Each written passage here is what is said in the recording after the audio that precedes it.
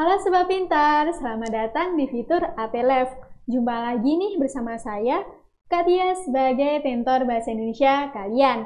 Nah, Sobat Pintar, dalam video kali ini Kak Tia akan melanjutkan pembahasan soal-soal UNKP Bahasa Indonesia tahun 2018, tahun 2019 yang telah ada di fitur tes pintar di aplikasi Aku Pintar. Jadi, buat Sobat Pintar semuanya, jangan lupa ya untuk mengerjakan soal-soalnya yang telah ada di aplikasi Aku Pintar. Jika Sobat Pintar masih ada penjelasan yang dibingungkan, Sobat Pintar bisa tambahkan komen di kolom komentar ya. Sobat Pintar, sekarang kita akan mulai membahas soal-soal UNKP Bahasa Indonesia tahun 2018 tahun 2019. Jangan lupa ya Sobat Pintar, waktu mengerjakannya 30 detik.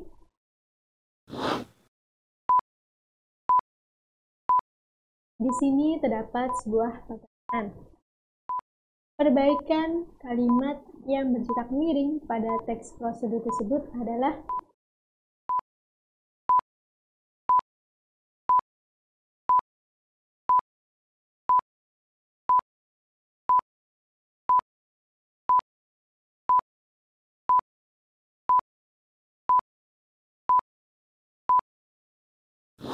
Nah, gimana nih Sobat Pintar? Tentu sudah selesai mengerjakannya ya. Sekarang kita bahas bersama. Sobat Pintar, di sini terdapat sebuah kalimat yang begini, mengisikanlah formulir pendaftaran dengan data diri dengan lengkap dan benar.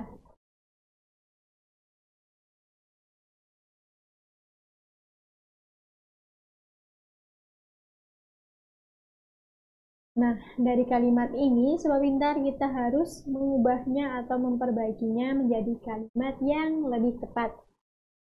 Dari kalimat ini, kita dapat menandai penggunaan kata mengisikanlah. Sobat Pintar, kata mengisikanlah ini merupakan kata berinduan atau bentukan. Nah, kata ini berasal dari kata dasar isi yang mendapatkan imbuhan meng dan lah. Nah, Sobat Pintar, di sini terdapat imbuhan partikel lah, yang berarti penggunaan partikel lah ini sebagai bentuk komando atau perintah melakukan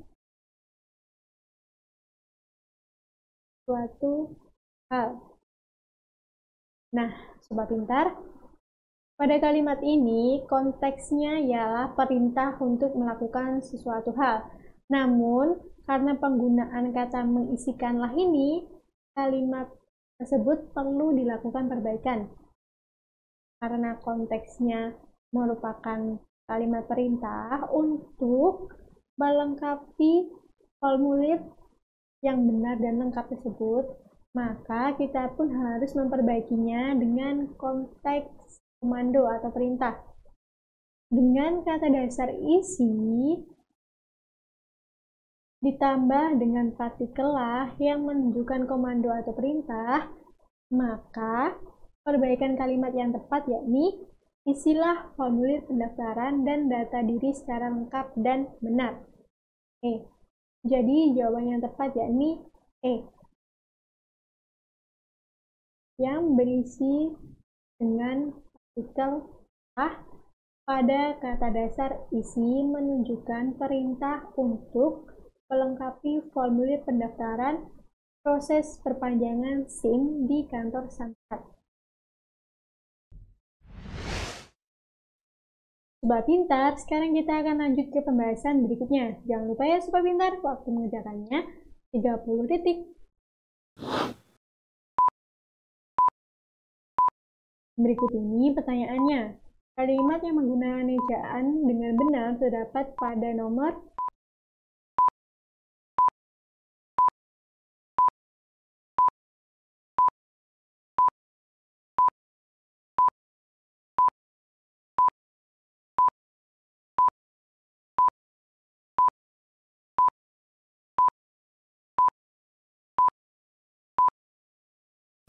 Nah, gimana nih Sobat Pintar? Tentu sudah selesai mengerjakannya ya. Sekarang kita bahas bersama. Sobat Pintar, di sini terdapat sebuah paragraf. Nah, di paragraf ini kita harus menentukan penggunaan kalimat dengan ejaan yang benar. Tahu ejaan tersebut sudah benar atau tidak, kita beracuan pada pedoman umum ejaan bahasa Indonesia atau yang disingkat dengan UEB. Di paragraf ini terdapat kalimat yang menggunakan ejaan yang benar, yakni pada kalimat pertama, kedua, dan keempat. Pada kalimat pertama, ledakan populasi alga adalah keberadaan sejumlah besar alga yang mengapung di permukaan laut. Di sini terdapat penggunaan petunjuk geografi, yakni di permukaan laut. Tapi dalam penulisannya tidak menggunakan huruf kapital di awal, karena termasuk dalam nama diri, bukan dalam nama geografi. Sehingga penulisannya tidak menggunakan huruf kapital di awal ya Sobat Pintar. Dan pada kalimat kedua yang berbunyi, ledakan populasi alga terjadi secara alami pada perairan laut yang mengandung nutrisi tinggi. Di sini juga terdapat petunjuk geografi, yakni perairan laut. Ini juga tidak ditulis pada awal menggunakan huruf kapital karena hanya petunjuk diri, bukan termasuk dalam nama geografi. Dan kalimat nomor 4, contoh ledakan populasi alga merah terjadi di Teluk Meksiko. Nah, di sini terdapat penggunaan nama geografi, yakni Teluk Meksiko, yang mana harus ditulis dengan huruf kapital pada awal nama geografi. Jadi, kalimat yang menggunakan ejaan benar terdapat pada kalimat 1, 3, dan 4. Jawaban B. Sobat Pintar, sekarang kita akan mulai melanjutkan pembahasannya. Jangan lupa ya Sobat Pintar, waktu mengerjakannya 30 detik. Berikut ini pertanyaannya. Perbedaan karakter tokoh pada kedua kutipan cerpen tersebut adalah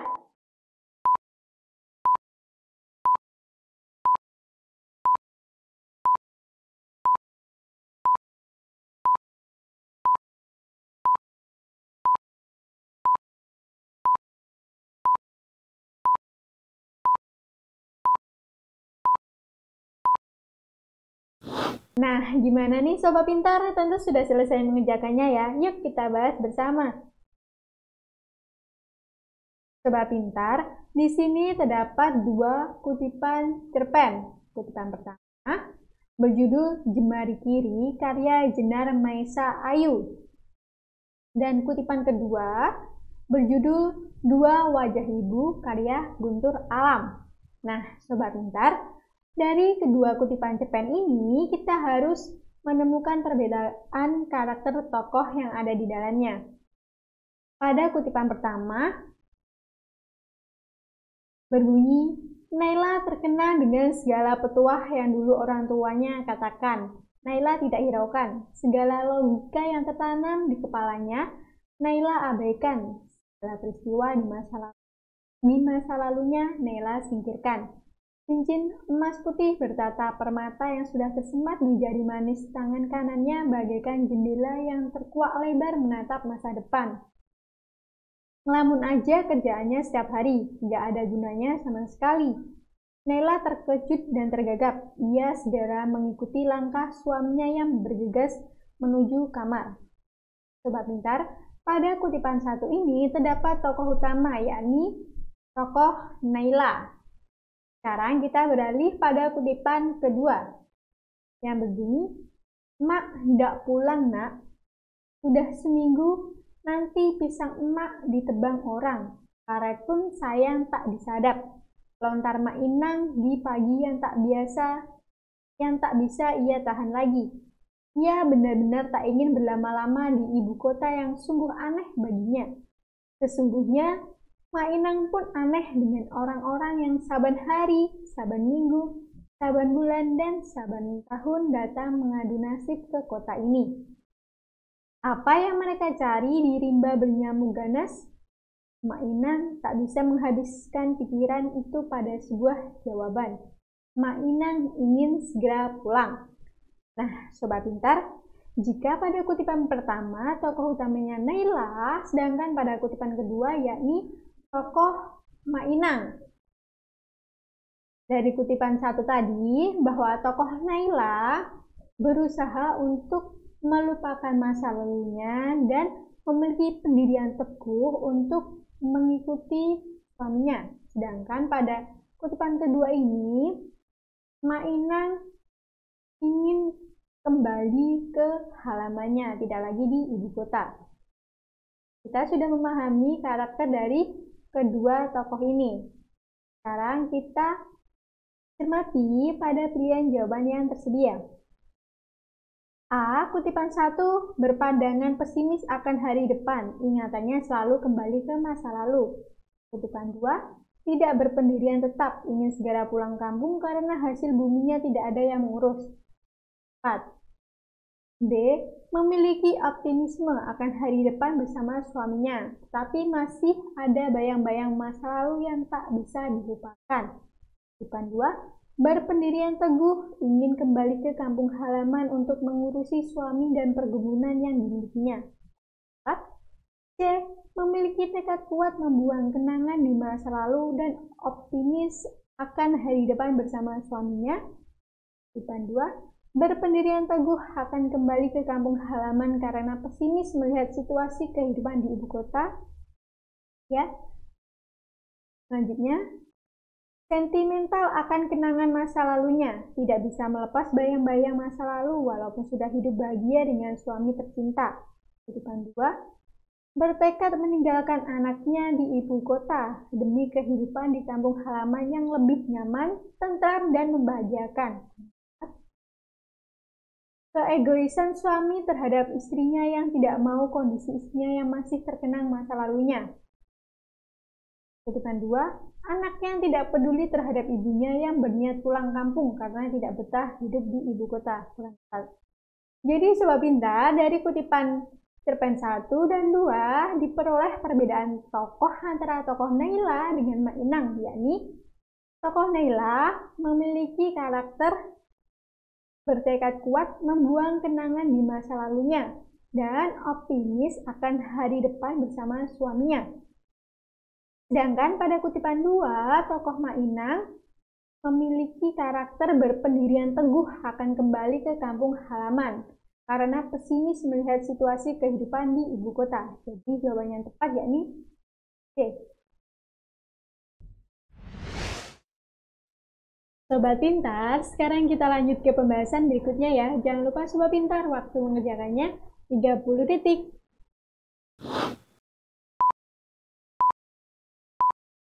Berikut ini pertanyaannya. Pembuktian watak tokoh Amak yang kukuh pada pendiriannya terdapat pada kalimat bernomor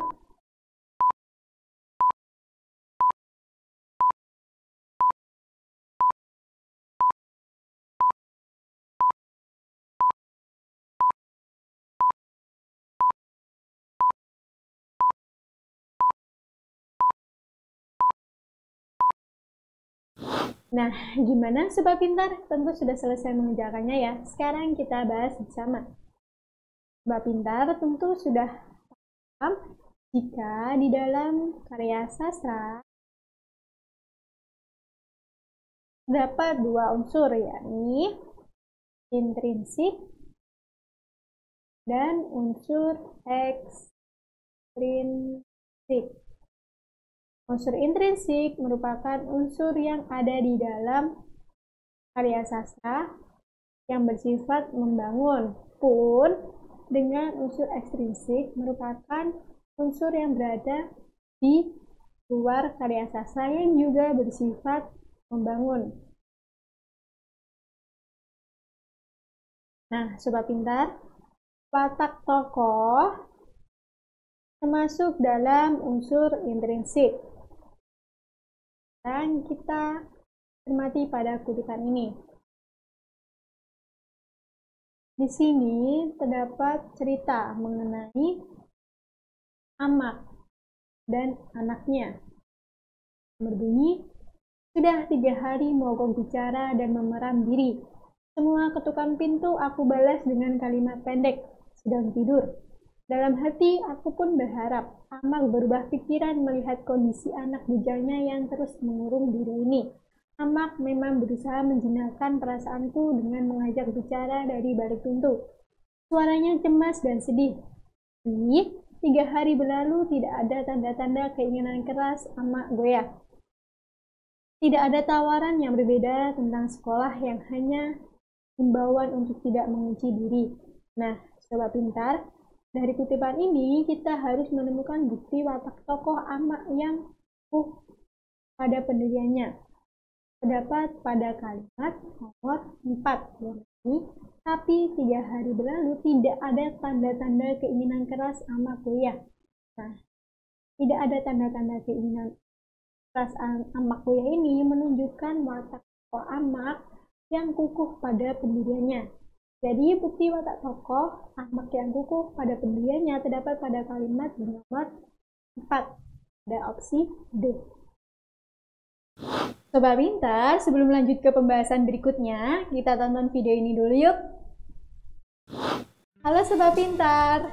Sobat pintar, ternyata satu kata di dalam bahasa Indonesia dapat dikembangkan menjadi sebuah frasa, klausa, kalimat, paragraf, dan wacana.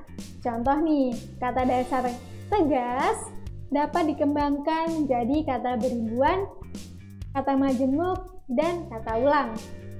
Sobat pintar, jika kata dasar tegas tadi dikembangkan menjadi frasa seperti sedang ditegaskan, telah menegaskan, sebagai penegas, jadi penegas, dan lainnya. Sobat pintar, jika kata dasar tegas menjadi kata majemuk seperti berkata tegas, saran tegas, dan bertindak tegas. Sobat pintar, kata dasar tegas tadi jika menjadi kata ulang atau reduplikasi seperti tegas-tegas, tegas menegaskan, penegasan-penegasan. Sobat pintar, kata dasar tegas tadi jika menjadi perwakilan sebuah klausa menjadi ayah berkata dengan tegas, ibu memberi saran tegas, dan ibu guru menegaskan. Sobat pintar, kata dasar tegas tadi jika menjadi perwakilan sebuah kalimat seperti ibu menegaskan bahwa adik tidak boleh manja. Pelanggar lalu lintas ditindak tegas oleh polisi. Nah, Sobat pintar, itulah pembahasan mengenai pengembangan kata di dalam bahasa Indonesia yang ternyata satu kata dapat dikembangkan menjadi beberapa bentuk. Semoga Sobat pintar dapat memahaminya dengan baik ya. Sekarang kita lanjut ke pembahasan berikutnya. Sampai jumpa! Nah, bagaimana Sobat pintar tentang penjelasan yang ada di video tadi? Semoga Sobat pintar dapat memahaminya ya. Sekarang kita lanjut ke pembahasan berikutnya. Sobat pintar, pada pembahasan sebelumnya kita telah mempelajari tentang pembuktian watak tokoh sesuai dengan kutipan. Nah, sekarang kita lanjut ke pembahasan berikutnya ya Sobat pintar. Jangan lupa waktu mengerjakannya 30 detik. Berikut ini pertanyaannya. Amanat yang terdapat dalam kutipan tersebut adalah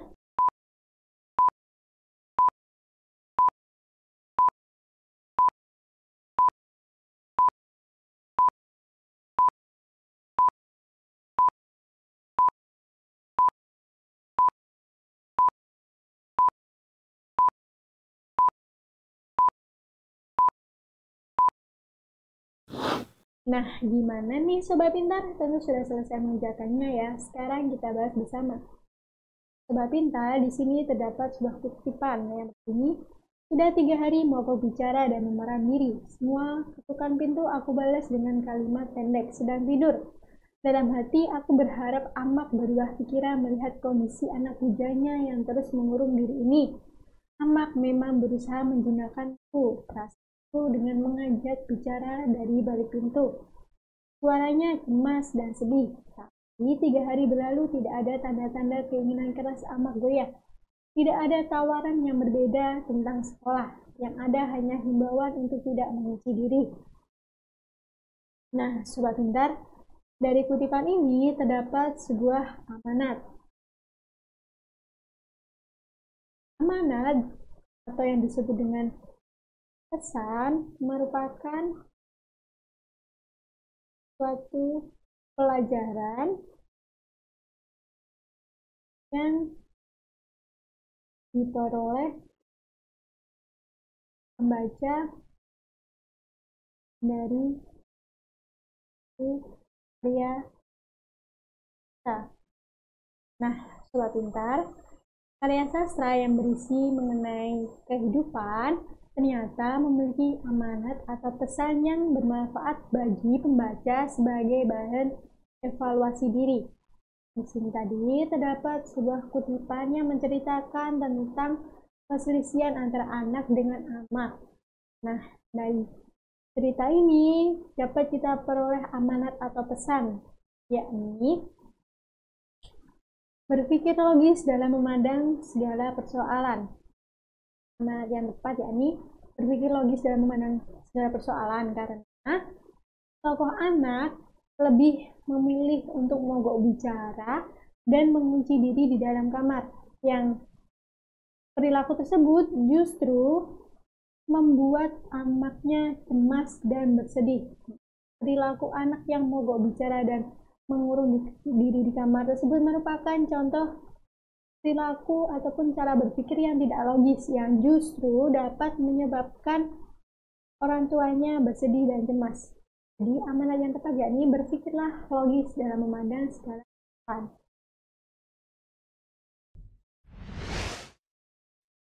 Sobat Pintar, sekarang kita akan lanjut ke pembahasan berikutnya. Jangan lupa waktu mengerjakannya 30 detik.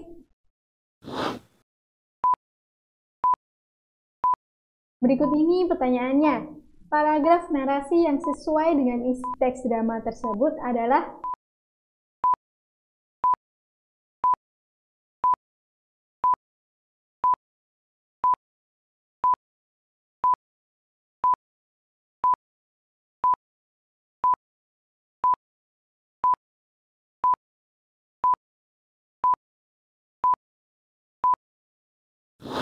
Nah, gimana nih Sobat Pintar? Tentu sudah selesai mengerjakannya ya. Yuk kita bahas bersama. Sobat Pintar, di sini terdapat teks drama. Nah, dari teks drama ini kita harus mengubahnya ke dalam bentuk paragraf narasi.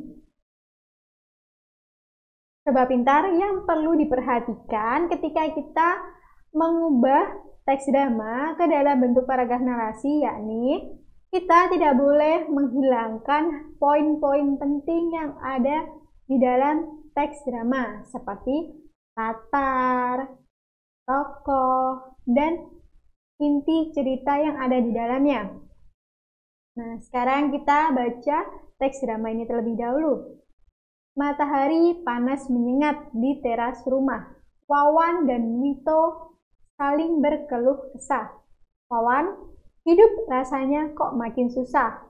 Wito, sejak zaman Singosari sampai sekarang namanya rakyat selalu sengsara kok mas. Wawan, menghela nafas. Di sekolah, Anton tidak pakai seragam batik, sementara teman lainnya punya seragam baru. Kalau Bel, ya harus cari pinjaman. Satu-satunya hanya Joyologok si rentenir itu yang bisa memberi pinjaman. Itu mau bagaimana lagi, Mas? Aku juga tidak punya uang. Istriku juga mau melahirkan. Wawan, ya sudah, nanti sore saya ke rumah Joyologo. Nah, Sobat Pintar, hal terpenting yang tidak boleh dihilangkan yakni latar waktu, yakni ketika matahari panas menyengat, latar tempat di teras rumah, tokoh Wawan dan Wito yang saling berkeluh kesah, dan inti cerita yang ada di dalamnya mengenai kesusahan hidup dan meminta bantuan pada rentenir. Sekarang Kita harus mencocokkan pada pilihan jawaban yang telah tersedia. A. Matahari baru mulai menyinari bumi. Dari kalimat pertama saja, di sini sudah tidak sesuai pada teks drama sebelumnya ya Sobat Pintar, jadi tidak sesuai. Karena pada teks drama, matahari panas menyengat, bukan matahari baru mulai menyinari bumi. Jadi jawaban A tidak tepat. C. Panas matahari menyengat bumi. Di teras sebuah rumah, Wawan dan Wito berkeluh kesah tentang kondisi hidup yang semakin susah. Anton, anak Wawan, belum mempunyai seragam batik, sementara teman-teman Anton sudah punya yang baru. Wawan tidak mempunyai uang, Wito juga tidak punya uang, sementara istrinya akan melahirkan. Wawan akhirnya akan meminjam uang kepada rentenir yang bernama Joyo Logo. Nah, Sobat Pintar, pada pilihan jawaban C ini sesuai dengan teks drama sebelumnya karena tidak ada penggantian latar waktu, latar tempat, tokoh cerita maupun inti dari cerita tersebut. Pilihan D, matahari belum sepenggalah tingginya. Di sebuah dangau sawah, Anton dan Wito berkeluh kesah tentang kondisi hidup yang semakin susah. Wawan, anak Anton, belum mempunyai seragam batik. Teman-teman Anton sudah mempunyai seragam baru. Anton tidak mempunyai uang. Wito juga tidak punya uang. Padahal istrinya akan melahirkan. Anton akhirnya harus meminjam uang pada rentenir yang bernama Joyo Logo. Sobat Pintar, pada pilihan jawaban D ini tidak sesuai karena terdapat penggantian latar waktu, yakni matahari belum sepenggalah. Jadi, paragraf narasi yang sesuai dengan isi teks drama tersebut adalah C. Sobat Pintar, pada pembahasan sebelumnya kita telah mempelajari tentang cara mengubah teks drama dalam paragraf narasi. Ingat ya Sobat Pintar, jangan sampai menghilangkan isi atau pokok-pokok di dalam teks drama yang akan diubah ke dalam paragraf narasi. Oke, sekarang kita lanjut ke pembahasan berikutnya ya Sobat Pintar. Jangan lupa waktu mengerjakannya 30 detik.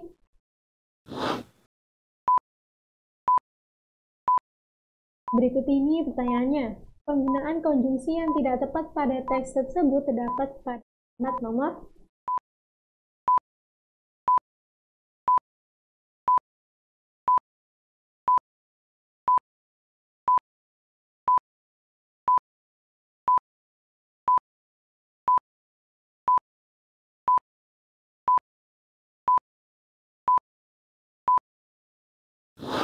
gimana nih Sobat Pintar? Tentu sudah selesai mengerjakannya ya. Sekarang kita bahas bersama. Sobat Pintar, di sini terdapat sebuah paragraf yang terdiri dari 5 kalimat.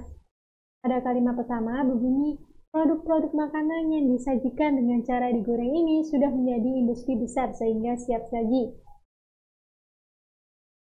Ini terdapat penggunaan konjungsi sehingga.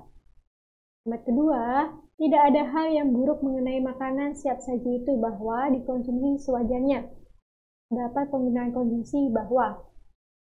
Kalimat ketiga, bahan dasar kelompok santapan ini merupakan pangan bergizi karena berbahan daging ayam atau daging sapi yang disandingkan dengan kentang atau nasi.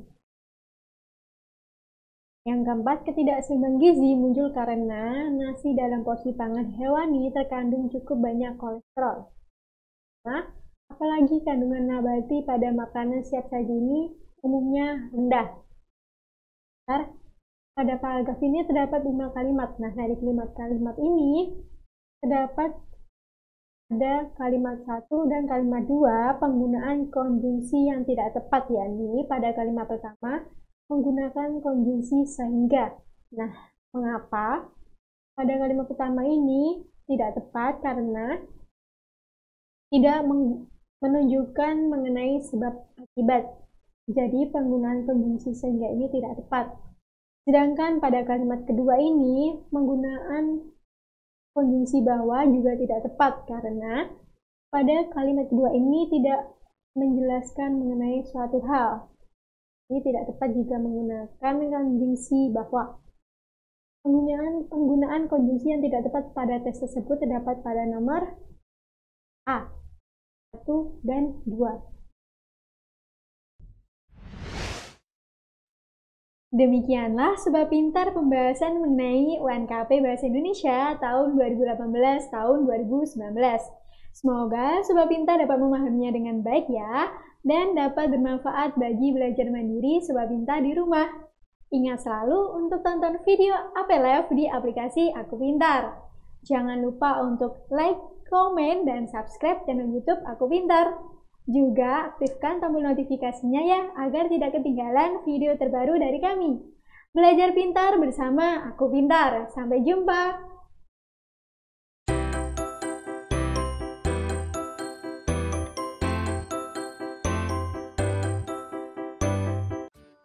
Belajar pintar bersama Aku Pintar.